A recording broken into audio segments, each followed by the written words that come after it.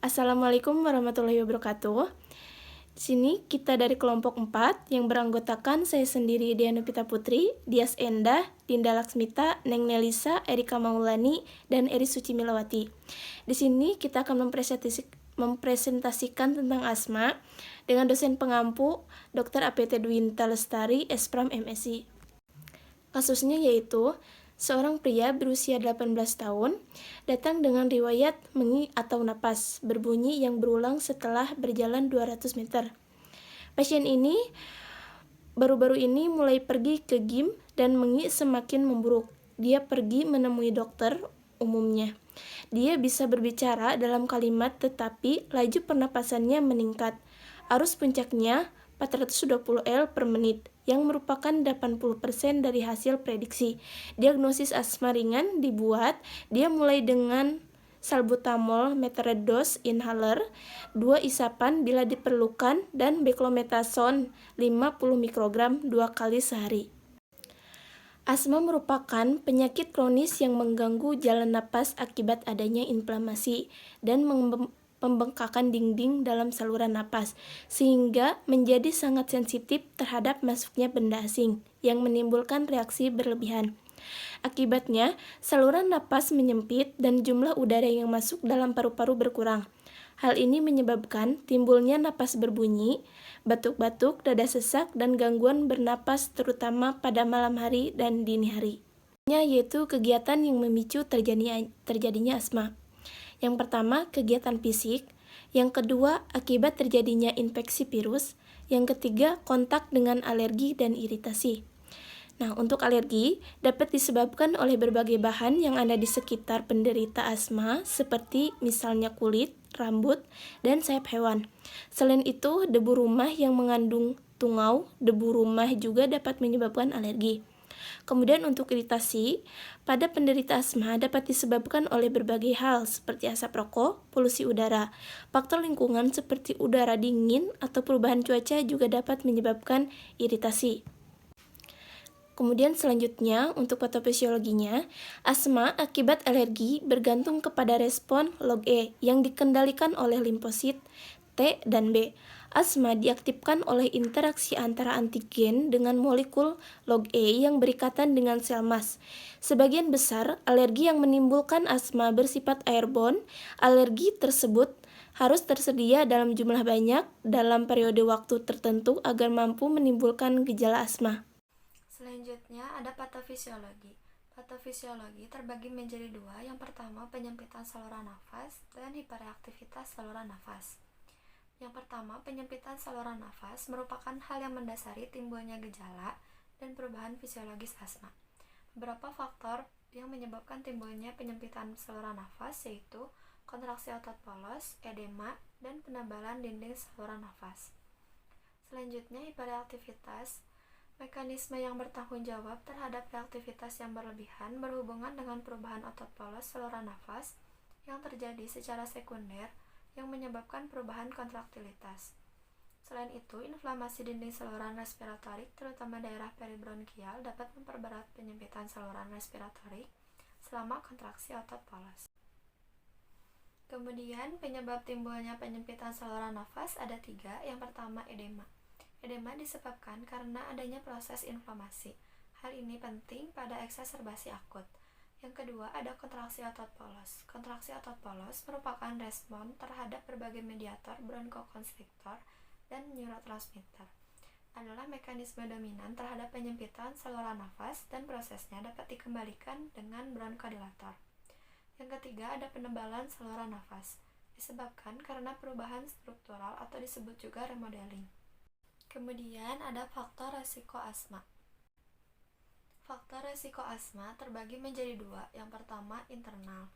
Internal bisa disebabkan dari genetik, jenis kelamin, obesitas, usia, aktivitas fisik, dan ekspresi emosi yang kuat atau berlebihan. Yang kedua, ada faktor eksternal. Faktor eksternal seperti polusi udara, asap rokok, debu, perubahan cuaca, alergen, obat semprot pembunuh serangga, tepung sari dari bunga, kecapaian atau kelelahan, psikologi atau stres, makanan atau minuman tertentu, dan obat-obatan tertentu. Gejala dan tanda asma ada 4. Yang pertama batuk berdahak, sesak nafas, nafas berbunyi, dan ada riwayat keluarga asma.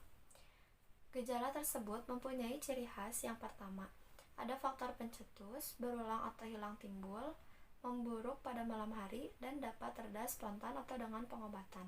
Untuk selanjutnya, terdapat diagnosis, di mana tes yang umumnya dilakukan dokter dalam proses diagnosis asma. Untuk yang pertama ada spirometri, di mana pasien akan diminta untuk menarik napas dalam-dalam dan menghembuskannya secepat mungkin ke dalam alat spirometer. Tes ini ditujukan untuk mengukur kinerja paru-paru berpatokan pada volume udara yang dapat pasien hembuskan dalam 1 detik dan jumlah total udara yang dihembuskan. Untuk mengetahui kondisi saluran pernapasan, data yang didapat akan dibandingkan dengan pengukuran rata-rata orang sehat yang seusia dengan pasien. Kemudian yang kedua terdapat tes kadar arus ekspirasi puncak, di mana tes ini dilakukan dengan tujuan mengukur tingkat hembusan udara. Kemudian dokter akan meminta menghembuskan napas secepat mungkin ke dalam alat peak flow meter atau PIM. Hasilnya akan memperlihatkan seberapa cepat pasien dapat menghembuskan udara dari paru-paru dalam 1 kali nafas. Lalu dokter bisa menyarankan pasien untuk membeli PIM untuk digunakan di rumah. Kemudian pasien akan diminta melakukan tes setiap hari dan mencatat hasilnya serta kapan tes dilakukan. Hal ini akan memberikan data akurat untuk mengetahui kapan asma memburuk. Tahap selanjutnya terdapat tes respons saluran napas, di mana pemeriksaan dilakukan untuk mengetahui reaksi saluran napas jika terpapar salah satu pemicu asma. Pasien akan diminta untuk menghirup serbuk kering atau manitol yang jumlahnya ditingkatkan seiring tes berlangsung. Kemudian pasien akan menghembuskan nafas ke spirometer untuk melihat seberapa tinggi tingkat perubahan VV atau FVC setelah terkena pemicu. Jika turun drastis, maka kemungkinan besar pasien mengidap asma. Kemudian yang keempat ada pemeriksaan alergi, di mana dokter akan melakukan tes alergi untuk mengetahui apakah asma terjadi karena alergi terhadap sesuatu. Yang kelima ada CT scan, di mana apabila dokter mencurigai sesak nafas bukan sebagai gejala asma, melainkan infeksi paru-paru atau kelainan rongga hidung, maka CT scan akan dilakukan. Kemudian ada pengobatan untuk asmanya dibagi menjadi 2 golongan. Yang pertama ada Leriver atau obat pereda asma. Yang kedua ada golongan controller atau obat pengendali asma. Untuk Leriver atau obat pereda asmanya dibagi menjadi 3 golongan. Ada agonis beta 2 kerja singkat, yang kedua antikolinergik inhalasi, yang ketiga simptomatik. Untuk obat golongan pengendali asmanya atau kontrolernya ada 6 macam. Yang pertama ada corticosteroid inhalasi, corticosteroid sistemik, kromolin sodium, nedrokromil natrium 1, metilsantin, agonis beta 2 kerja lama inhalasi. Yang pertama ada Leriver obat pereda asma. Untuk golongan pereda asma yang pertama ada agonis beta 2 kerja singkat, memiliki efek samping berupa rangsangan kardiovaskular, tremor otot, rangka, dan hipokalemia. Untuk mekanisme kerjanya, dia akan merelaksasikan otot polos saluran napas, meningkatkan bersihan muskuloskeletal, menurunkan permeability pembuluh darah, dan modulasi pelepasan mediator dari sel mas. Contoh obatnya yaitu ada salbutamol, terbutalin, feneterol, dan procaterol. Kemudian ada contoh obat dari golongan agonis beta 2 kerja singkat, ada salbutamol. Salbutamol tersedia dalam bentuk tablet, inhaler, larutan nebulizer, dan intravena. Inhalasi adalah pilihan terbaik karena meminimalkan efek samping, sedangkan nebulizer dan intravena untuk asma yang lebih parah dan status asmanya akut. Dosis pemakaiannya untuk dewasa jika digunakan untuk inhaler 2 kali hirup per hari, tiap hirup mengandung 90 sampai 100 mikrogram. Diberikan 10 sampai 15 menit sebelum melakukan aktivitas fisik. Lalu untuk anak-anak 6 sampai 12 tahun, jika digunakan sebagai inhaler, satu kali dihirup, diberikan 10 sampai 15 menit sebelum melakukan aktivitas fisik. Satu hirup berisi 90 sampai 100 mikrogram. Kemudian ada golongan antikolinergik inhalasi yang memiliki efek samping berupa rasa kering di mulut dan rasa pahit. Kemudian mekanisme kerjanya dengan cara memblok efek pelepasan asetilkolin dari saraf kolinergik pada jalan napas yang dapat menimbulkan bronkondilatasi dengan menurunkan tonus kolinergik vagal intrinsik. Selain itu juga menghambat refleks bronkontrinsik yang disebabkan oleh iritan. Contoh obatnya pada golongan ini adalah ifratovium bromid dan tiotropium bromid. Selanjutnya di sini ada simpatomimetik dengan mekanisme kerja menstimulasi reseptor alfa adrenergik yang mengakibatkan terjadinya vasokonstriksi, dekongesta nasal, dan meningkatkan tekanan darah. Lalu menstimulasi reseptor beta 1 adrenergik sehingga dapat terjadi peningkatan kontraktilitas dan irama jantung. Kemudian menstimulasi reseptor beta 2 yang menyebabkan bronkodilatasi, peningkatan clearance mukosiliari, stabilitasasi sel mas, dan menstimulasi otot skelet. Contoh obatnya ada efedrin, epinefrin, albuterol, dan isotarin. Berikut ada obat pengendali asma, yaitu kortikosteroid inhalasi dengan mekanisme kerja. Pertama, menghambat metabolisme asma arakhidonat sehingga mempengaruhi produksi leukotrin dan prostaglandin. Lalu mengurangi kebocoran mikrovaskuler, mencegah migrasi berbagai mediator inflamasi langsung ke sel-sel inflamasi. Selanjutnya menghambat produksi sitokin, meningkatkan kepekaan reseptor beta 2 pada otot polos bronkos. Contoh obatnya beclomethasone. Efek samping dari kortikosteroid inhalasi ini yaitu kandidiasis, orofaring, disfonia, dan batuk karena iritasi saluran pernapasan atas. Adapun contoh kortikosteroid inhalasi yaitu beclomethasone. Untuk dosisnya, untuk aerosol inhalasi 200 mikrogram 2 kali sehari atau 100 mikrogram 3-9 kali sehari pada kondisi lebih berat. Dosis awal 600-800 mikrogram per hari. Untuk anak 50-100 mikrogram 2-4 kali sehari atau 100-200 mikrogram 2 kali sehari. Selanjutnya yaitu kortikosteroid sistemik, diberikan pada serangan asma akut bila pemberian secara inhalasi belum dapat mengkontrol serangan asma akut yang terjadi.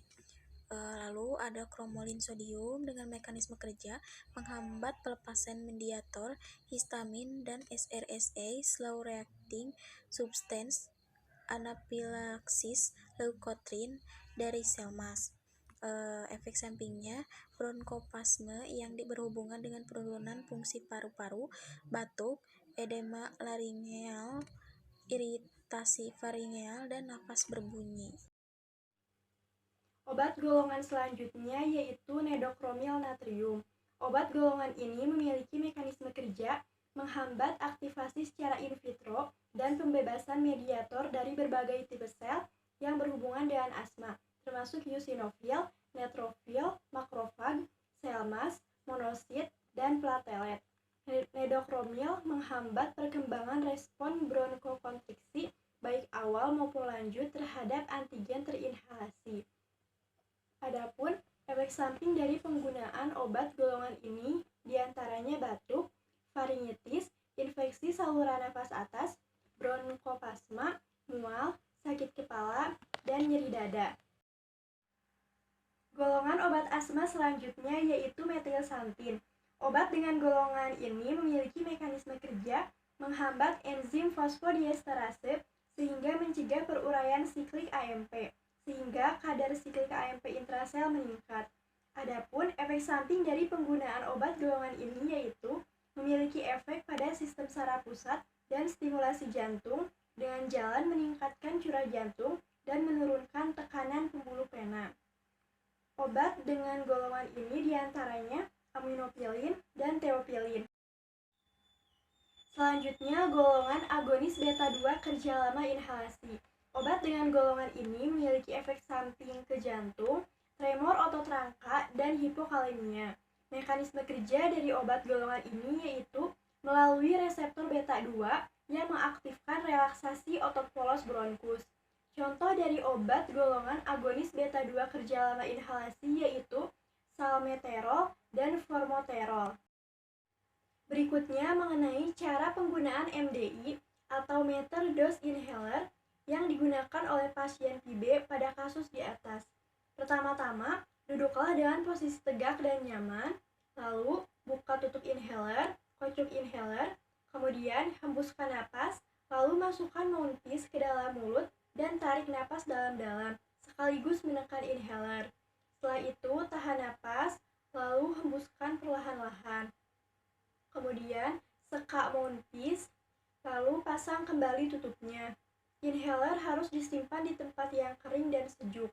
Jika ingin mengambil 2 isapan, maka tunggu setengah menit sebelum mengulangi langkah di atas. Itulah presentasi yang dapat kami sampaikan mengenai kasus asma. Terima kasih banyak atas perhatiannya. Wassalamualaikum warahmatullahi wabarakatuh.